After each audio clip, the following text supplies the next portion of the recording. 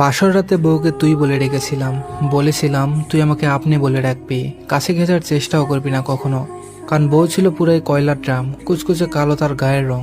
বাসর ঘরে ঢুকে বিছানায় তাকিয়ে দেখে যেন ঠিক একটা কালো কুকুর বসে আছে লাল ঘোমটা দিয়ে, টোটে লাল লিপস্টিক, কপালে ঢ্যামে একটা টিপ। কি বিচ্ছিরি শ্বাস, লাল কালোই কি এক অগোছালো শ্বাস।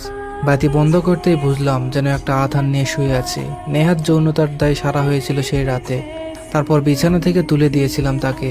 যৌতুক বিরোধী ছিলাম আমরা, তাই বাবার বক্তব্য ছিল বিনা যৌতুকে নিজের আত্মীয়ের কারো মেয়েকে পুত্রবধূ করে আনবেন। তাই হলো, হাজারো অনিচ্ছা থাকা সত্ত্বেও বাবার গরিব বন্ধুর কালো মেয়েকে বিয়ে করতে হলো আমায়। কলেজের সেলফি বয়ের এমন একটা বউ জুটল যে জীবনে বউকে নিয়ে আর সেলফি তোলা যাবে না। বন্ধুরা অনুরোধ করতো বউ নিয়ে বেড়াতে আসতে, কিন্তু আমি তাকে নিতাম না। লজ্জা আছে তো নাকি। রাতে বাড়ি ফিরতাম দেরি করে, তখন এসে জেগে থাকতো, খাবার বেড়ে দিত। কথা বলতাম না আমি। কিভাবে বলি, বারে ডিস্কোতে সুন্দরী মেয়ে দেখে বাড়িতে কি আর অমন আলকাতরা ভালো লাগে? ওর কি প্রয়োজন সেটা কোনোদিনই জিজ্ঞেস করিনি। বাড়িতে সবার কাপড় কেনা হতো, খাবার তো আছেই, আর কি চাই। এভাবে কেটে গেল কয়েক মাস। সেদিন এক বন্ধু তার গার্লফ্রেন্ডকে গিফট দেওয়ার জন্য কিছু কিনেছিল, সেটা আমাকেই পৌঁছে দিতে হবে। অনেক রাতে গিফট বক্স নিয়ে বাড়ি ফিরলাম, দেখলাম সে সোফায় ঘুমিয়ে গেছে। ভাবলাম খেয়েছে তো, আমি না আসা পর্যন্ত আবার ওকে খেতে দেখিনি কোনোদিন। শুয়ে বললাম, কিন্তু মনটা খুব খচখচে করছে। ডেকে তুলে বললাম খেয়ে তারপরে শুবি। পরের দিন সকালে গিফট বক্সটা খুঁজে দেখি ওটা রাস্ত নেই। ওটা খুলে ভেতরে যা ছিল তা ব্যবহার করা শুরু করে দিয়েছে। ও খুশি মুখে দেখছে, কিছুই বললাম না। বেচারি, কালো বলে কি শাস্তি নেই? নিজেই হেসেছিলাম সেদিন।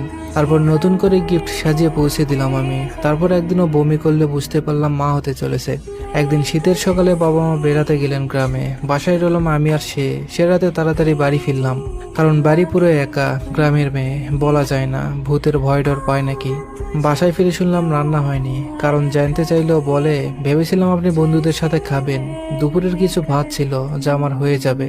ফ্রিজ খুলে দেখলাম সামান্যই ভাত। বললাম চল কাপড় পরে নে, হোটেলে খাবি। ও যেতে চায় না, আমিও রেখে যেতে পারছি না একা বাড়িতে বলে অবশেষে দুজন বেরিয়ে গেলাম। রাতের শহর ও যেন হা হয়ে দেখছিল। বললাম হাত ধর, নাহলে ভিড়ে আবার হারিয়ে যাবি। সেদিন প্রথমও আমার সাথে বেরিয়েছিল, প্রথমে আমার হাত ধরেছিল, মন্দ না। আমি ওর আঙুল ধরেছিলাম যাতে ও হারিয়ে না চায়। আর বললাম হোটেলে আমাকে আপনি করে বলবি না, তুমি করে বলবি। কিন্তু হোটেলে খাওয়ার সময়ও একবারও আমায় ডাকেনি, উল্টো আমি বলেছিলাম তুমি কি আর কিছু খাবে।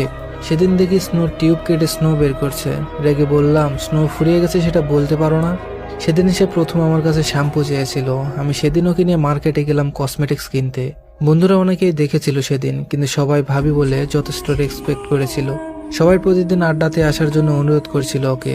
3 দিন পর আমি ওকে